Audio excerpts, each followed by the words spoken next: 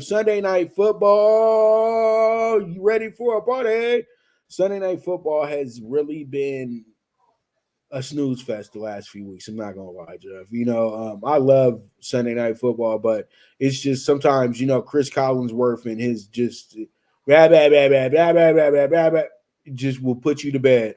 I promise you that. I think NBC might need to get a more fresher analyst. I think that he's better for Sunday afternoon games, not Sunday night games. I don't know about your thoughts on that, Jeff, but I don't care for it. I really don't like to grade announcers or anything like that, but I would love to hear Tarico with Tony Dungy and get more of a coach feel like Madden. You know what I mean? I've always liked the coaches as the color guys, not old former players. Former players talk too much, but a coach knows exactly what to say and exactly what not to say. You know what I mean? I feel like a lot of these guys like Collinsworth, you start getting way too much of an ego since they put you in this position for so long. It doesn't mean you're one of the best. It just means that you show up to work on time with your notes. That's all it is. It's not that you're really telling us anything.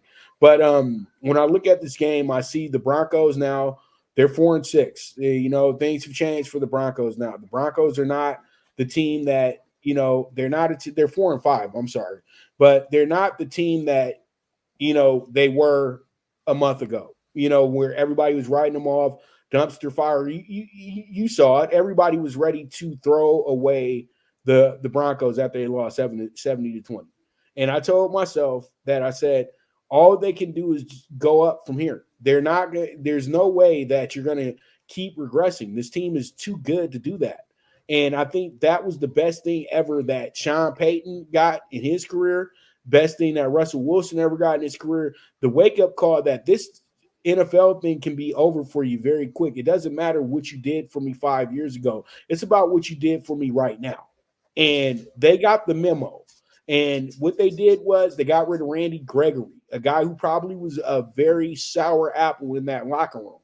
And they got rid of they made some key trades as well too, and they find themselves now 4-5, and they're right there with the Chargers. That's what's funny about this whole situation is you're right there with the Chargers now.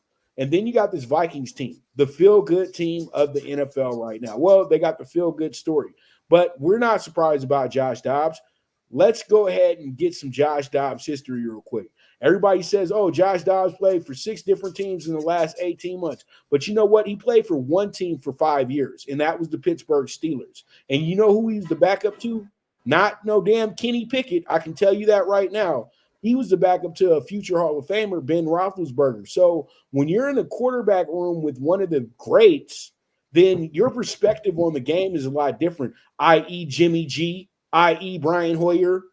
Guys can play because they're in quarterback rooms with elite quarterbacks. It goes a long way. It truly does. And you know what? All what Dobbs did was realize that life in the NFL can be short or it can be long. And pretty much he's extended his NFL life. And that's exactly what he's doing right now.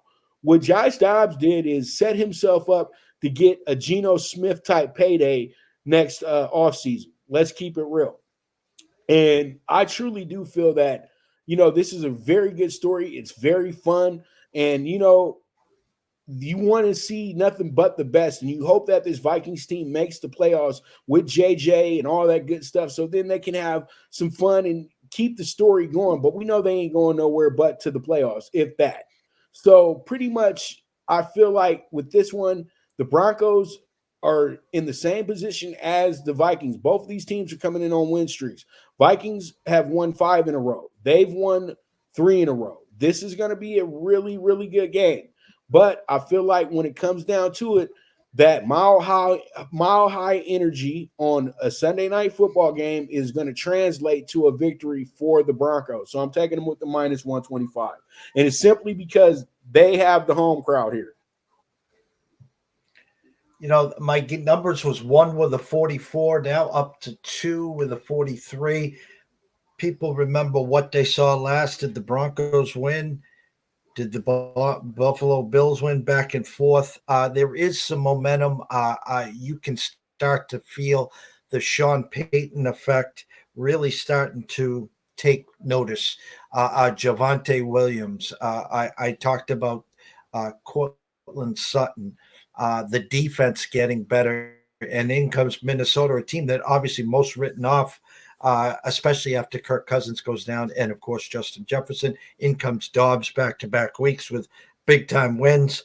Now traveling to Mile High on Sunday night with the potential of Justin Jefferson coming back, which we'll have to wait and see there. I'm following this momentum. I like Denver, who lost a few early games in the year at home. Now we're in November. Maybe there'll be some snow in the air. Dome team traveling to outdoor conditions. Give me the Broncos on the money line, minus 125. If I had to give you a score, I like to rate around that 24-20 game, Pops. All right, all right. And it was funny. I saw a fan say the other day, "Oh, now the Broncos loss doesn't look too bad for the Chiefs." I said, "Dude, it's a divisional loss. It's never going to look bad because it's in your division. They got so many. Dude, they signed people to teams so they can know your tendencies and all your stuff from rival. As soon as you cut somebody from your team, they'll go to a division rival and they know all your checks. So, bro." No, it doesn't matter where these teams are at. These divisional games are always 50-50. I don't care what anybody says. I do not care. I've been watching this league way too long for that to be just a square on the peg for you. This does not work like that.